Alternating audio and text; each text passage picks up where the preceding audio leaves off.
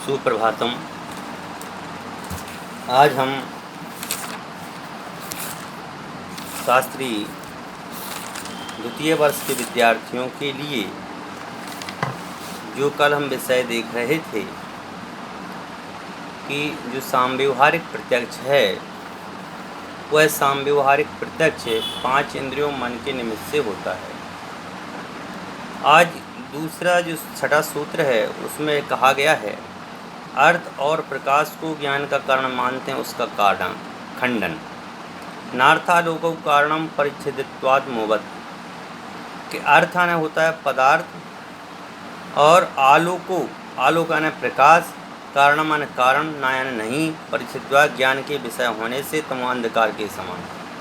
कह रहे पदार्थ और प्रकाश का कारण, पदार्थ और प्रकाश ज्ञान का कारण नहीं है कि कोई वस्तु को देख कर के हमें ज्ञान हो रहा है या प्रकाश को देख कर के हमें प्रकाश का ज्ञान हो रहा है, यह कारण नहीं है, क्योंकि वे ज्ञान के विषय हैं। जैसे अंधकार में हमें कोई चीज़ दिखाई नहीं देती है, फिर भी अंधकार हमें दिखाई देता है, हमें लगता है यहाँ अंधेरा है, तो वस्तुएं दिखाई नहीं देने पर भी वह ज्ञान का कारण बनती हैं। तो इसका मतलब ये है कि वहाँ पर ज्ञान ही मुख्य है। ज्ञान है तो वस्तु आपको जानने देखने में आएगी, ज्ञान नहीं है तो आपको वस्तु देखने जानने में नहीं आएगी। तो वस्तु के देखने जानने का जो ज्ञान है वह जो है वह ज्ञान के माध्यम से है। अर्थ और आलोक की जो कहा गया है यानी प्रकाश, इनके कारण से यह कार्य नहीं होता। जानने योग्य वस्तु को ज्ञेय कहते हैं, अर्थात ज्ञान का विषय कहते हैं, उसी को यहाँ परिच्छेद कहा गया है। कह रहे हैं कि जानने योग्य वस्तु क्या है? ज्ञेय है। हमें जो भी आँखों से दिखाई दे रहा है या जो भी पर पदार्थ हैं वह सब ज्ञेय हैं। तो ज्ञेय ज्ञान का विषय नहीं बन सकता। मोबाइल को देख कर के मोबाइल का ज्ञान होना ये गलत है। क्यों? वस्तु के देख कर के ज्ञान नहीं होता, ज्ञान के होने पर वस्तु का ज्ञान होता है। हमारे अंदर में यदि ज्ञान होगा, हमारे अंदर यदि जानने समझने की शक्ति होगी, तो हम कहेंगे कि भाई ये मोबाइल है। जब हम इसको जानते ही नहीं हैं लेकिन वह ज्ञान का विषय तो है। अनेक चीज़ें ऐसी होती हैं जिनको हमने कभी देखा ही नहीं, कभी सुना ही नहीं, तो क्या ज्ञान की विषय नहीं है? वस्तु ज्ञान का विषय है, ना कि वस्तु ज्ञान है। वस्तु से ज्ञान नहीं होता है, मतलब ज्ञान से वस्तु का ज्ञान होता है। जैसे अंधकार ज्ञान का विषय है, ज्ञान का कारण नहीं है, उसी प्रकार पदार्थ और प्रकाश ज्ञान के विषय हैं, कारण नहीं हैं। यदि पदार्थों का ज्ञान का कारण माना जाएगा तो जो पदार्थ हमारे सामने हैं उसी का हमें ज्ञान होगा, और जो पदार्थ अतीत में थे अथवा आगे होंगे उनका ज्ञान नहीं हो सकेगा। लेकिन ज्ञान तो अलग है कि भाई हमने पढ़ाई की है तो हम पास होंगे, ये भविष्य हमारे ऊपर है।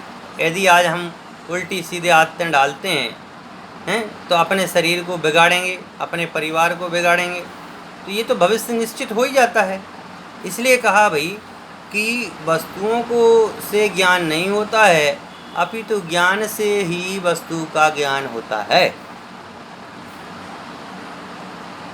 आगे सूत्र कह रहे हैं तदन्वय व्यतिरेकानु विधाना भावाच केसुंडुक ज्ञान वच्च इक्तंचर ज्ञान वच्च। कह रहे तथ्य उनका किनका? पदार्थ का और प्रकाश का।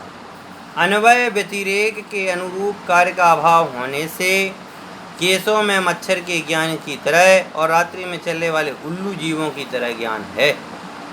अर्थ और आलोक प्रकाश के ज्ञान के कारण नहीं है, क्योंकि ज्ञान का अर्थ प्रकाश के साथ अन्वय व्यतिरेक संबंध नहीं है।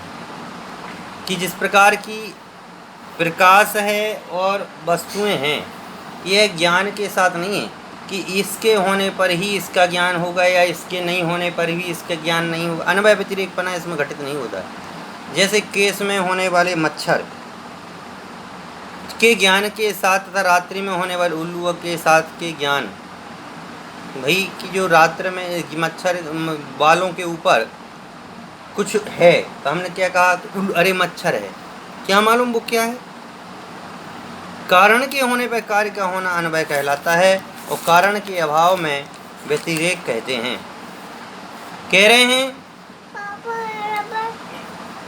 जैसे जैसे इसमें ये बता रहे हैं, इस प्रकार से हम